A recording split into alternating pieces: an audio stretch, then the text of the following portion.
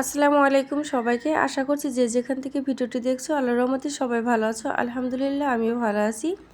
তো আজকে বাবার বাড়িতে যাব। সকালবেলা ঘুম থেকে উঠে কিছু পিঠা বানালাম আর মায়ের জন্য একটু মাছ ভুনা করে নিলাম। তো কয়েকদিন ধরে মায়ের জন্য মনটা খুব কাজ ছিল। আর ভাইয়ের ছেলে মেয়েরা আছে তাদের জন্য কিছু চকলেট, কিছু জুস আর মায়ের জন্য বিস্কিট, এগুলো সব কিছু রেডি করে নিয়েছি। এবার গুছিয়ে চলে যাব। তো আমি একাই যাব, আজকেই চলে আসব। ছেলে মেয়েদের স্কুলে আছে, সবাই স্কুলে চলে গেছে। তো আমি যাব 2 ঘন্টার জন্য আর কি। তো আসলে সংসারে জীবনে সব সময় কোথাও গিয়ে সেরকমভাবে থাকা হয় না, ইচ্ছা থাকা সত্ত্বেও। যখন বাবার বাড়ি আর আমার বাড়ির মাঝামাঝি রাস্তায় গিয়েছি, তখন প্রচণ্ড মাথা ব্যথা করতেছিল, বমি বমি ভাব হচ্ছিল। তো আসলে দীর্ঘদিন ধরে আমি অনেকটাই অসুস্থ আছি। এদিকে তাড়াহুড়ো করে বের হয়েছি। সকালবেলা ঘুম থেকে উঠে শুধু 1 গ্লাস দুধ খেয়েছিলাম, তারপরে পিঠা বানিয়েছি। সংসারে সব কাজ গুছিয়ে একটা জায়গায় যেতে হলে আসলে অনেকটা সময়ের ব্যাপার। তো আমি একদম ভুলেই গিয়েছিলাম, সকালে নাস্তা করা আমার হয়নি। যেহেতু আমার ব্লাড সুগার আছে, এজন্য দীর্ঘ সময় না খেয়ে থাকলে অনেকটাই সমস্যা হয়ে যায়, বলতে পারো একদম অচল হয়ে যায়। যাই হোক, বাবার বাড়ির কাছে স্ট্যান্ডে চলে এসেছি। তো মাঝ রাস্তাতে যখন খারাপ লাগতেছিল তখন ছোটো ভাইকে ফোন করেছিলাম যে ভাই আমাকে স্ট্যান্ড থেকে নিয়ে যাও।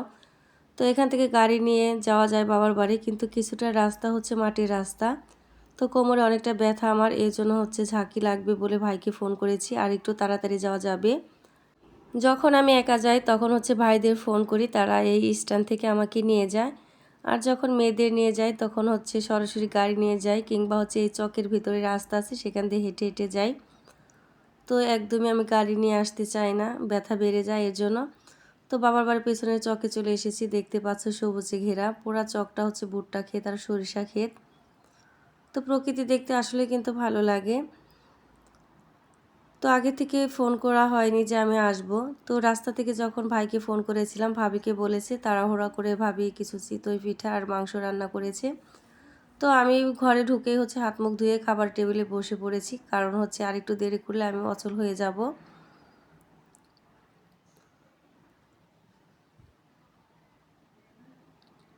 আর আমার কাছে চিতই পিঠাটা সবচেয়ে পছন্দের পিঠা, খুব ভালো লাগে।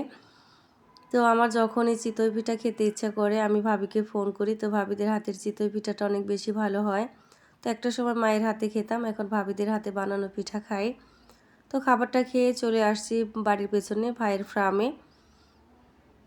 তো এগুলো মুরগি ডিম দেয়। তো আমাকে দেখে না, আজকে ফার্স্ট টাইম দেখে সব মুরগি চিৎকার চেঁচামেচি করতেছিল, এই জন্য ভিতরে আর ঢুকিনি। একদম দরজার সাইডে দাঁড়িয়ে একটু ভিডিও করে নিলাম তোমাদের মাঝে শেয়ার করব বলে। দেখতে অনেক সুন্দর লাগছিল সরাসরি। তো তারপর ভাবি নিয়ে আসলো আলু খেতে, তো আমাকে আলু দিয়ে দেবে।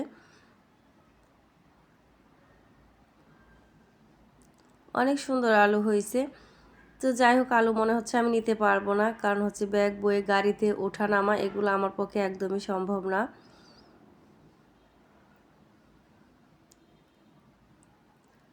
ইচ্ছে করতেছিল মায়ের কাছে 2 দিন থেকে যাই, আসলে ছেলে মেয়েদের পড়াশোনার জন্য কোথাও যাওয়া হয় না।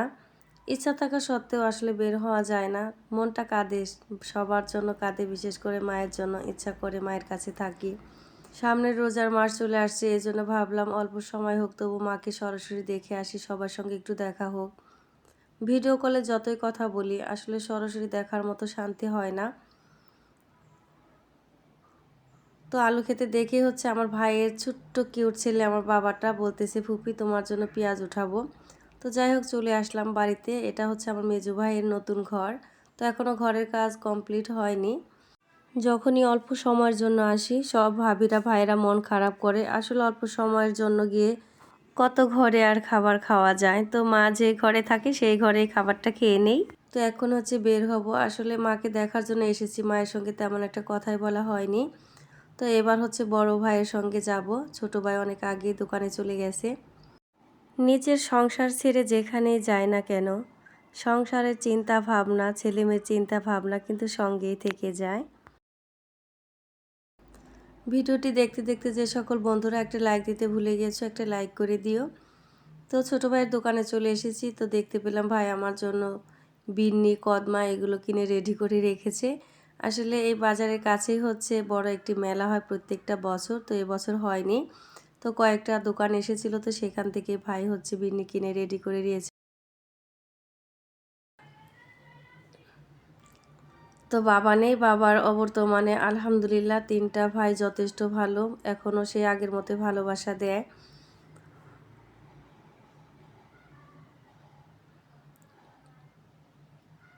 তো স্ট্যান্ডের কাছে দেখতে পেলাম হচ্ছে পেঁয়াজও বানাচ্ছে, তো ভাবলাম মেয়েদের জন্য ছেলের জন্য নিয়ে যাই। তো এই মাঠেই হচ্ছে সেই মেলাটা হয়। যত জায়গার পেঁয়াজুই খাই না কেন, আমার কাছে মনে হয় এখানকার পেঁয়াজুই সবচাইতে বেস্ট আমার কাছে, কারণ ওই যে ছোট থেকে খেয়ে অভ্যাস। তো মনটা খুব খারাপ লাগতেছিল, কান্না করতেছিলাম অটোতে বসে। তো হঠাৎ বাম দিকে দেখি যে হচ্ছে ফুলের চারা বিক্রি করতেছে। তো ফুল সবারই পছন্দ, আমারও ভালো লাগে। তো এখান থেকে বাড়ি অনেকটাই দূর, তবু হচ্ছে ফুলের কাছে গেলাম, আমার কাছে ভালো লাগলো। তো ভাবলাম কয়েকটা চারা এখান থেকে নিয়ে যাই।